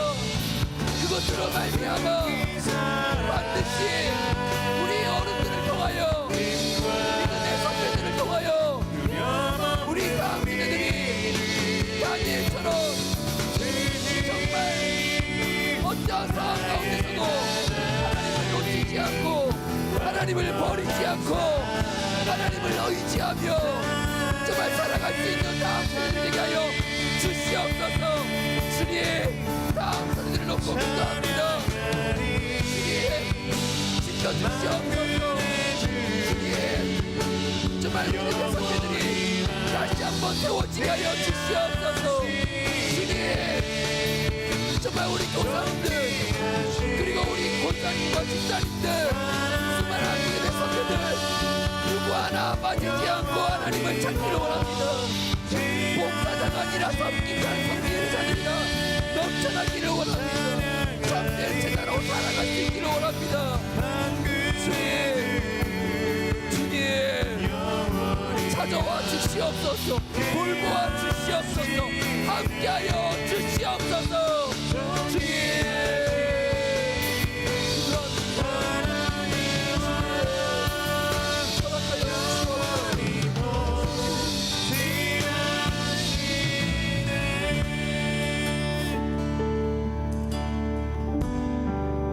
열한 제자들이 갈릴리로 가서 예수께서 일러주신 산에 이르렀습니다. 그리고 그들은 예수를 뵙고 경배드렸습니다. 그러나 어떤 사람들은 의심했습니다. 그때 예수께서 다가오셔서 그들에게 말씀하셨습니다. 하늘과 땅의 모든 권세가 내게 주어졌다. 그러므로 너희는 가서 모든 민족을 제자로 삼아 아버지와 아들과 성령의 이름으로 세례를 주고 내가 너희에게 명령한 그 모든 것들을 그들에게 가르쳐 지키게 하라. 보라, 내가 세상 끝날까지 너희와 항상 함께 있을 것이다. 아멘. 거룩하시고 존귀하시며 위대하신 하나님 아버지시여, 이 늦은 시간까지 말씀과 기도로 우리를 만나주시고 함께하여 주심에 감사합니다. 주님, 고작 15살밖에 되지 않는 그 어린아이가 자신의 목에 칼이 들어와도 그 하나는 바꾸지 않았습니다. 그것은 하나님이 주신 그 정체성이었습니다. 어쩌면 그 어린 나이에 그 정체성을 가질 수 있었던 것은 이 성경에는 나와 있지 않지만 그 다니엘의 그 부모가 누구보다 다니엘을 하나님의 말씀과 하나님의 마음으로 그 다니엘을 양육시키고 돌보았을 거라 고백합니다. 하나님, 이제 우리도 그렇게 살아가게 하여 주시옵소서. 정말 다음 세대가 중요합니다. 하지만 어쩌면 더 중요한 것은 이 다음 세대를 지킬 수 있는, 이 다음 세대를 양육할 수 있는, 이 다음 세대를 훈련시킬 수 있는 그 교사들, 그 믿음의 선배들이 필요합니다. 주님, 우리 오사카 온누리 교회의 모든 성도분들, 우리 그 믿음의 선배분들, 우리 교구의 집사님들과 권사님들, 우리 장로님들까지 우리 모두가 하나 되어 정말 다음 세대를 위해서 누구보다 봉사자가 아니라 제자의 마음으로 우리 다음 세대들을 훈련시키게 하여 주시옵소서. 주님, 정말 제자가 되기를 원합니다. 그냥 무리처럼 하나님의 그 화려한 퍼포먼스에 그냥 기도 제목을 들어주시는 것만으로 믿는 것으로 가는 것이 아니라, 설사 내 기도가 이루어지지 않을지라도 하나님은 나의 그리스도이십니다라고 내 입술로 참되게 고백할 수 있는 저희들이 되게 하여 주시옵소서. 그것이 참된 제자의 모습이라 고백합니다. 누구보다 하나님께서 사랑하시는 우리 오사카 온누리 교회의 모든 하나님의 자녀들이 무리가 아니라 정말 제자로서 하나님 앞에 살아가는 저희들이 되게 하여 주시옵소서. 주님, 이 늦은 시간까지 너무 감사합니다. 정말 많이 피곤하실 것이고 많이 힘드실 것인데, 주님, 이들 한 명 한 명의 마음을 찾아가 주셔서 위로해 주시고 만져주시고 체력적으로 회복시켜 주셔서 누구보다 하나님이 나의 인생의 주인이시다라는 것을 고백하는 자들이 되게 하여 주시옵소서. 내일에 또 토요일이 있습니다. 아버지, 정말 피곤치 않게 주님, 내일의 시작도 감사와 기쁨으로 하나님과 동행하는 시간이 되게 하여 주시고, 누구보다 여기 계시는 모든 분들과 온라인으로 듣는 모든 분들이 오직 하나님의 그 말씀 안에서 누구보다 제자를 통해 이 세상 가운데 널리 그리스도의 향기를 흘러보내는 우리 영혼들이 되게 하여 주시옵소서. 고맙습니다. 감사합니다. 우리에게 이 말씀을 주시고 우리를 사랑으로 품어주시는 우리 주 예수 그리스도의 이름으로 기도드렸습니다. 아멘.